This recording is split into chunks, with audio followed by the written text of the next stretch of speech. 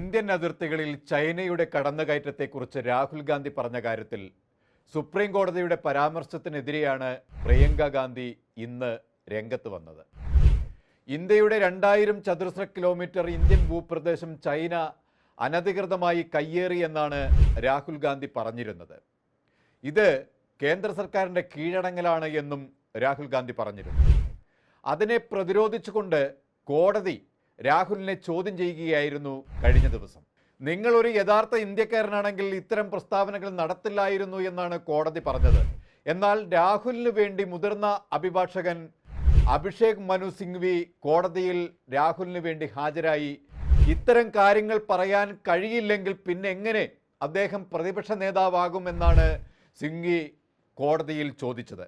കോടതിയുടെ ഈ പരാമർശത്തിനെതിരെ പ്രിയങ്ക ഗാന്ധി ശക്തമായി രംഗത്ത് വരികയും ശക്തമായ ഭാഷയിൽ തന്നെ കോടതിയുടെ ഈ പരാമർശത്തിനെതിരെ മറുചോദ്യം തൊടുക്കുകയും ചെയ്തു. രാജ്യസ്നേഹം ജഡ്ജിമാർ തീരുമാനിക്കേണ്ട എന്നും വയനാട് MP പ്രിയങ്ക ഗാന്ധി പറഞ്ഞു.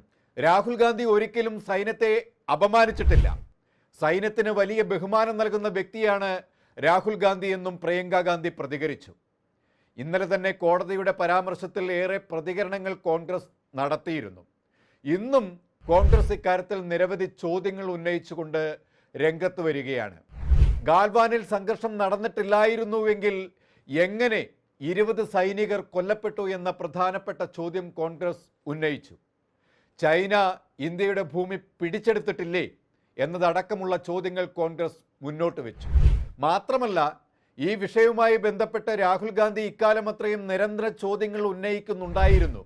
പക്ഷേ സർക്കാർ അതിന് മറുപടി നൽകാതെ മൗനം പോകുന്ന അവസ്ഥയായിരുന്നു. പാർലമെന്റിന് പുറത്ത് രാഹുൽ ഗാന്ധിയെ രാജ്യവിരുദ്ധനായി ചിത്രീകരിക്കുകയും ചെയ്യുന്നു എന്നാണ് കോൺഗ്രസ് ഉന്നയിച്ചത്. അതേ വാക്കുകൾ തന്നെ കോടതി കടമെടുത്ത് രാഹുൽ ഗാന്ധിക്കെതിരെ വരികയായിരുന്നു. ഇതിനെതിരെയാണ് പ്രിയങ്ക ഗാന്ധി രംഗത്ത് വന്നത്.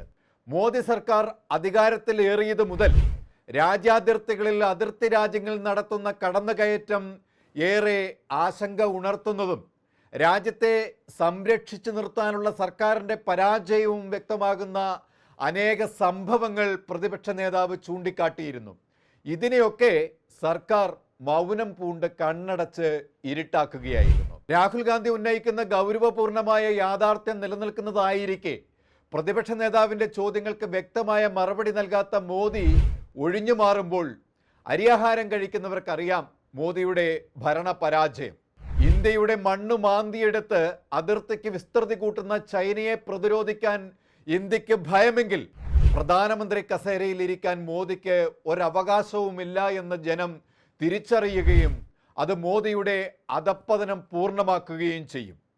പ്രതിപക്ഷ നേതാവ് എന്ന നിലയിലും ഇന്ത്യയെ സംരക്ഷിക്കേണ്ട ഉത്തരവാദിത്തം എന്ന നിലയിലും രാഹുൽ ഗാന്ധി ആശങ്കാകുലനായി ഉന്നയിക്കുന്ന രാജ്യസംബന്ധിയായ ചോദ്യങ്ങൾക്ക് ഇന്ത്യൻ പ്രധാനമന്ത്രിയുടെ പ്രതികരണമില്ലായ്മയും രാഹുൽ ഗാന്ധിയെയും പ്രതിപക്ഷത്തിൻ്റെ പ്രതികരണങ്ങളെയും അടിച്ചമർത്താൻ ശ്രമിക്കുന്നതും രാജ്യം അതീവ ആശങ്കയോടെയാണ് കാണുന്നത്. ഈ സാഹചര്യത്തിലാണ് ജയറാം രമേശും സർക്കാരിനെതിരെ വിവിധ ചോദ്യങ്ങളുമായി രംഗത്ത് വന്നത്. അതിർത്തി സംഘർഷങ്ങൾ ഇപ്പോഴും തുടരുമ്പോഴും ചൈനയുമായി സാമ്പത്തിക ബന്ധം തുടരുന്നതിനെയും ഓപ്പറേഷൻ സിന്ദൂർ സമയത്ത് പാകിസ്ഥാന് ചൈന നൽകിയ പിന്തുണയും ജയറാം രമേശ് ഉയർത്തി ചോദിച്ചു. ഇന്ത്യയുടെ പ്രാദേശിക അവകാശങ്ങൾക്ക് കീഴിലുള്ള പ്രദേശങ്ങളിൽ പട്രോളിംഗ് നടത്തുന്നതിന് ചൈനയുടെ അനുമതി ഇന്ത്യൻ സൈന്യത്തിന് ആവശ്യമുണ്ടോ?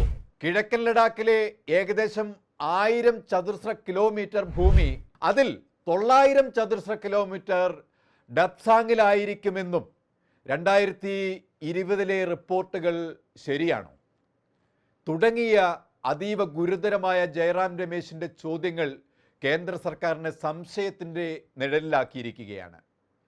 BJP അധികാരത്തിലിരുന്ന ഇക്കാലം അത്രയും കേന്ദ്ര ഏജൻസികളെയും കോടതിയെയും തിരഞ്ഞെടുപ്പ് കമ്മീഷനെയും EDയെയും ഒക്കെ ഉപയോഗിച്ചുകൊണ്ട് പ്രതിപക്ഷത്തിൻ്റെ ശബ്ദങ്ങളെ അടിച്ചമർത്തുകയും പ്രതിപക്ഷ നേതാവിനെ പ്രതിരോധത്തിലാക്കുകയും ചെയ്യുന്ന സ്വേച്ഛാധിപത്യ ഭരണമാണ് മോദി ഇന്ത്യയിൽ നടപ്പിലാക്കുന്നത്. അതിനെതിരെ നിരന്തര പോരാട്ടങ്ങളിലാണ് പ്രതിപക്ഷ നേതാവ് രാഹുൽ ഗാന്ധിയുടെ നേതൃത്വത്തിൽ പ്രതിപക്ഷ പാർട്ടികൾ നടത്തുന്നത്. വോട്ടർ പട്ടികയിൽ ക്രമക്കേട് നടത്തി അധികാരത്തിൽ കയറിയ മോദിയുടെ യഥാർത്ഥ കപട മുഖം വെളിച്ചത്ത് കൊണ്ടുവരാൻ ഒരു അണുബോംബ് തൻ്റെ കൈവശമുണ്ട്, അത് താൻ ജനങ്ങൾക്ക് മുന്നിൽ നിരത്തും എന്നും രാഹുൽ ഗാന്ധി പ്രഖ്യാപിച്ചത് മുതൽ മോദി ഭരണകൂടം കടുത്ത ആശങ്കയിലാണ്. ഇന്ന് അത് ബാംഗ്ലൂരുവിലെ ഫ്രീഡം പാർക്കിൽ മീഡിയയ്ക്ക് മുന്നിൽ പുറത്തുവിടുമെന്ന് പറഞ്ഞിരുന്നുവെങ്കിലും ഗൗരവപൂർണമായ BJPക്കെതിരെയുള്ള ആ ബോംബ് മുൻ ജാർഖണ്ഡ് മുഖ്യമന്ത്രി ഷിബു സോറന്റെ നിര്യാണത്തെ തുടർന്ന് വെള്ളിയാഴ്ചത്തേക്ക് മാറ്റിവെച്ചിരിക്കുകയാണ്. മോദി ഭരണകൂടത്തിന്റെ ജനാധിപത്യ വിരുദ്ധമായ പ്രവർത്തനങ്ങൾ എണ്ണി പറഞ്ഞുകൊണ്ട് രംഗത്ത് വരുന്ന പ്രതിപക്ഷ നേതാവിനെ മോദി ഭയക്കുന്നു എന്നതിൻ്റെ തെളിവാണ് രാഹുൽ ഗാന്ധിക്കെതിരെ വ്യാപകമായി വരുന്ന കള്ളക്കേസുകൾ. ഇതിനെയൊക്കെ ശക്തിയുക്തം പ്രതിപക്ഷം പ്രതിരോധിക്കുകയും ചെയ്യുന്നുമുണ്ട്. ഇതിൽ പ്രിയങ്ക ഗാന്ധിയുടെ ഇടപെടലും മോദിയെ ഭയചകിതനാക്കുന്നുണ്ട്. ഇന്ദിരാഗാന്ധി എന്ന എക്കാലത്തെയും ശക്തയായ പ്രധാനമന്ത്രിയുടെ വീറും വാശിയും നിശ്ചയദാർഢ്യവും പ്രിയങ്കയിലൂടെ ഇന്ത്യയിൽ തിരിച്ചു വരികയാണ്. മോദി ഇക്കാലമത്രയും ഇന്ത്യൻ ജനതയെ ചതിച്ചുകൊണ്ട് അധികാരത്തിൽ തുടരുന്ന സാഹചര്യത്തെ തകർത്ത് ഒരു പുതിയ ഇന്ത്യയെ കെട്ടിപ്പടുക്കാൻ, ജനാധിപത്യത്തെ വീണ്ടെടുക്കാൻ, മതേതരത്വം പുനഃസ്ഥാപിക്കാൻ പ്രിയങ്കയും രാഹുലും കച്ചകെട്ടി ഇറങ്ങുമ്പോൾ അത് കോൺഗ്രസിൻ്റെ ഒരു വൻ തിരിച്ചുവരവാണ് അർത്ഥമാക്കുന്നത്. മോദി ഭരണത്തിൽ ഇന്ത്യക്ക് നഷ്ടപ്പെട്ട അഭിമാനം കോൺഗ്രസ് വീണ്ടെടുക്കുക തന്നെ ചെയ്യും. ഇന്ത്യ വർഗീയതയിൽ നിന്ന് ഒരു പുതിയ സ്വാതന്ത്ര്യം നേടുമെന്നത് ഉറപ്പുമാണ്. കൂടുതൽ വാർത്തകൾക്കും വിശേഷങ്ങൾക്കും ഞങ്ങളുടെ channel like, share and subscribe ചെയ്യുക. കൂടാതെ സബ്സ്ക്രൈബ് ബട്ടണിലെ ബെല്ലൈക്കൻ എനേബിൾ ചെയ്യാനും മറക്കരുത്.